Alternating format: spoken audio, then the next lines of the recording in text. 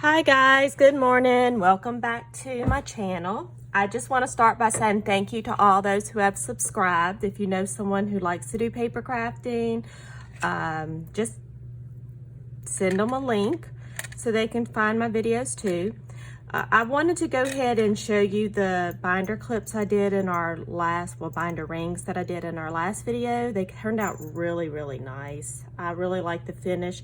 The glaze I used on them is a matte glaze, so they have this nice matte finish to them, but I'll use these in probably some of my mini albums, or I may do it in a junk journal. I don't know yet. But I did also do some more of the metal with the embossing glazes, and that was a lot of fun. Today I am going to show you how to make some simple cards. If you have a lot of stamped images that you've colored, I know some of us participate in Kathy Rakusen's coloring challenges that she does. So if you're like me, you may have bags and stacks and just tons of colored images, because I love to color and then I never get around to making a card out of them. And these here are some that I actually fussy cut out the other night. These are great scissors for fussy cutting, these cutter bees. I really like those. But today I'm going to show you how you can make a whole stack of cards. Well, I made 5, so that's my whole stack today. But multiple cards in one sitting with the things that you've already done. So today what I'm going to do is, it's very simple. You're going to only need, you have your card base. I use the Recollections 110 pound paper. I don't use it to stamp on, but it makes a great card base. But you're going to cut it in half right across the middle. And that's what this is right here. And by the way, that was not Recollections. It was some thinner paper. This is the Recollections. It's nice and thick. And then I just scored it right in on the center at 4 1/4, and then we're just going to fold it. I like to do this one with the card already folded because it does have a little bit of dimension. I don't want to mess anything up. Next, of course, I didn't use this sheet, but I was out of it. This is some beautiful paper by Lawn Fawn. It's their rainbow pack. It's got tons of cute rainbow styles in it. Just, it's beautiful paper. I'll put a link below if you want to check it out.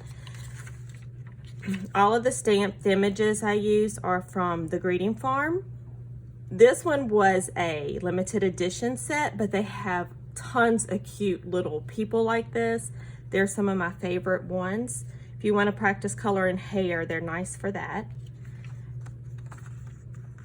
All I did with this paper was I cut it down. First, I cut it at 5 1/2 inches because that's how wide our card is. Then I turned it, and now I'm going to cut 1 inch strips.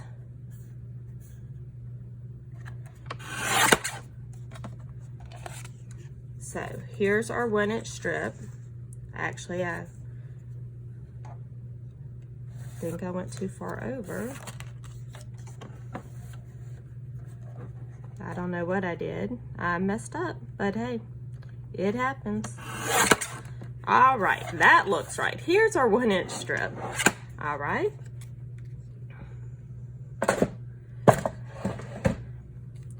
So that was an example, and then I just continue to cut across in 1 inch strips. So from this one piece of 6 by 6 paper, you can make 6 cards with this way of doing it. Now I used this Spellbinders die set, which I looked it up and I couldn't find it, so I don't think it's available anymore, but you could use any sentiment set. And what I did was I cut out the high, and I did them several times because I learned this from Jennifer McGuire. She stacks her sentiments up her die cuts, and it makes them a whole lot thicker, which is really nice. So all you're going to do is put some glue, and this works best with some liquid glue. This is art glitter glue. There's no glitter in it. That's just the name. It dries completely clear. I buy mine from MayMayMadeIt.com. And then you just kind of line it up and then press it together. If they don't line up completely perfect, it's fine, because in the end result you can't tell, and it kind of just adds a little bit more dimension. And that's it. You just let that dry. You can stack 2 or 3 on top of each other. You'll get more dimension. I'm just going to do one today. What I did, this is my quilter's ruler that I have, but it has a really nice 1/4 inch, 1/2 inch line that goes across it. So I'm just going to set it at the bottom and line up that 1/2 inch line. Put some glue on my 1 inch strip.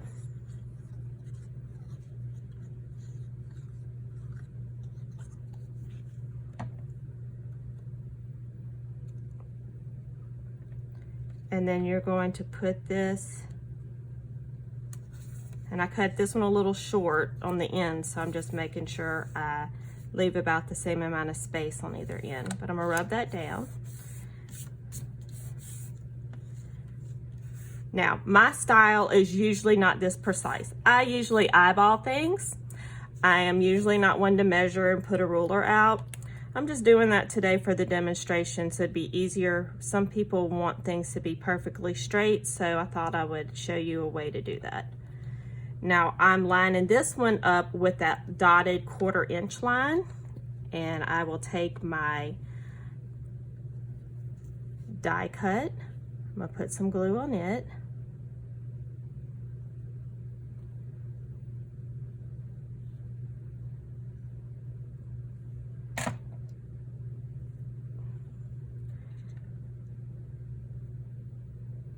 Like I said, I'm not paying attention really to where it's going. I don't think I got that completely straight, but you know, it's handmade, so it's not gonna be perfect. All right, these little dots are hard to keep track of. I had another one to stack it, but I don't know where it went. So we're just going to use this one, put a little bit of glue on there, put it down. There you go. So that's what we have so far. Now I have this image that I cut out, and I don't know if you can see, but right along this line here, this outer edge, I used a black marker. Now what you want to use is a water-based marker. Don't use an alcohol marker because it'll bleed too much. This is not the marker. I don't know where I put it. Hold on one second. I'm gonna go look. I thought that was it. I found it. They all look alike. This is a Tombow. This is a water-based marker, and I use this big brush end on, and you want to do this from the back. That way if you slip while you're doing it, you don't put a big black line on your image you colored. But you just want to take the marker and you want to rub it along the edge. And what this does is when you were fussy cutting, if you didn't get it right up against that black line and you have a little bit of white showing from the paper where you cut it, it just darkens it up and makes it look like you didn't cut it a little bit messy. I love this trick because I'm not always great at cutting things out. So we're just going to take our little girl and put the glue on her. And I colored these. I don't even remember which coloring challenge it was. I am really bad about coloring things and then never making a card, as I told y'all before. Now, if you don't have a lot of colored images, you could use like a bold stamp that you don't have to color if you're not one who likes to color. You could use stickers, and you could make this same type of card. Now I'm going to show you all the ones I made. This is the one we just made, of course. Then I have this one I did a little bit different. I put the high right on the line. These are made just like we made the first one. And in this one, I decided to use a little bit of foam tape. So our little girl has a little bit of dimension. She's kind of stuck up off the paper a little bit. Now you could go and add some sequins to this or some glossy accents, anything to dress it up. But I wanted these just sweet and simple little cards. I help teach in the high school girls Sunday school class, and these would be nice little cards I could send to them just to tell them that I'm thinking about them. All right. Thank you for tuning in to the channel today. Please leave a comment and let me know something you may be interested in seeing, if there's a technique you want to learn, or if there's just a project you have in mind. Also, I'm going to continue on my next video of making some simple cards with some more of my images that I've colored. I will be out for a week, so I'll do another video next week. I hope y'all all have a great day. Thank you. Bye-bye.